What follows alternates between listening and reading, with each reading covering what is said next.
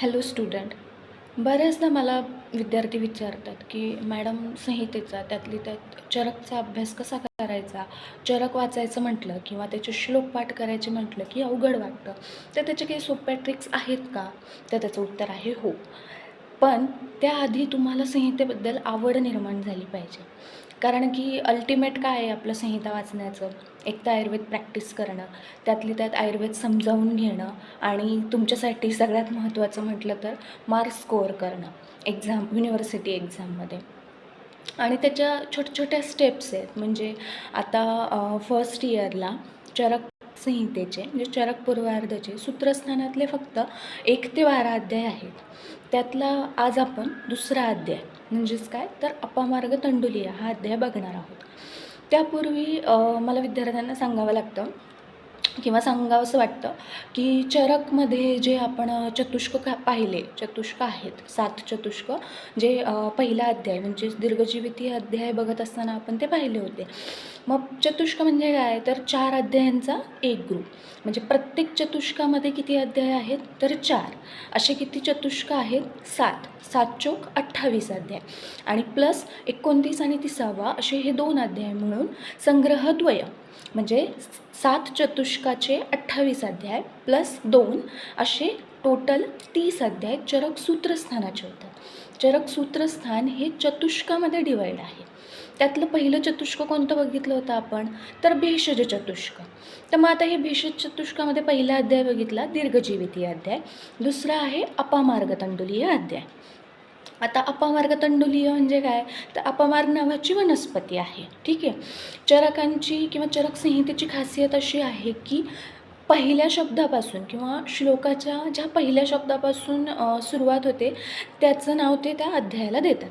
मग इथं ह्या अध्यायामध्ये काय आहे अथा तो अपामार्ग तंडुलीयम अध्यायम व्याख्यास्यामः इतिहास माह भगवान आत्रेयः अपामार्गस्य बीजानि पिप्पली मरीचानि च.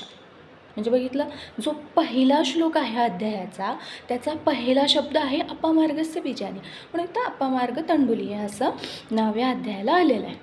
मग आता या अध्यायामध्ये काय वर्णन केलेलं आहे तर बेसिकली टोटल 28 यवागूंचं वर्णन केलेलं आहे.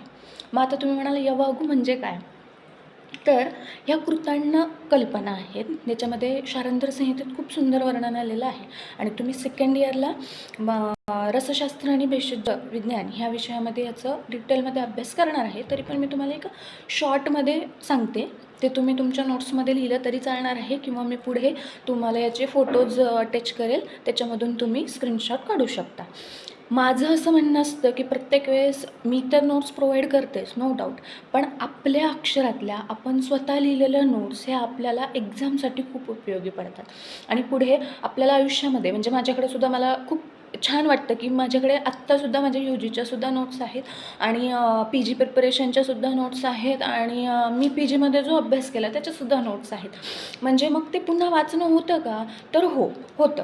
जर आवड असेल तर सवड निघते, सवड असेल तर पुन्हा आपला छंद जोपासला जातो. अर्थात मी जसं आधीपासून सांगते की माझा विषय जरी काय घ्यायचं असलं तरी संहिता वाचन हे मला स्वतःला आवडतं किंवा संहिता शिकवायलासुद्धा मला स्वतःला आवडतं.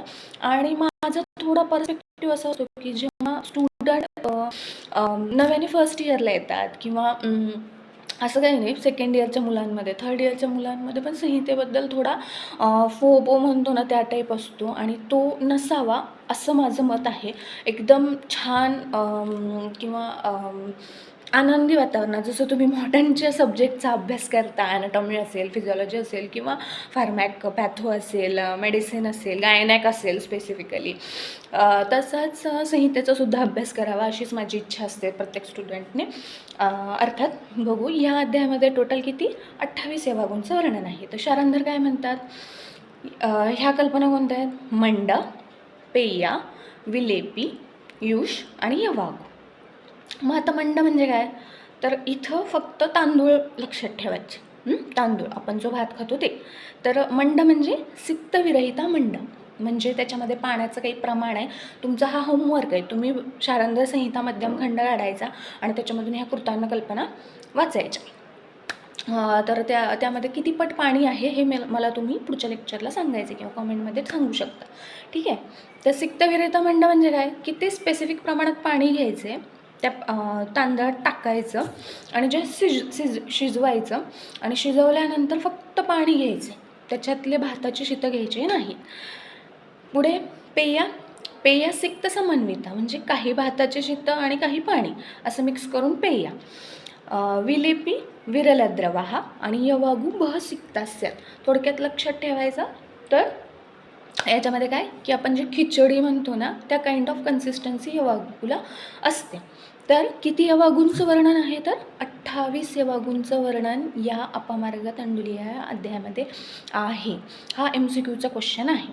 त्याच्यामध्ये पुन्हा डिटेल बघायला गेलं तर 22 यवागू आहेत आणि 6 पेय आहेत. मग तुम्हाला या अध्यायावरती मोस्टली MCQ येतातच.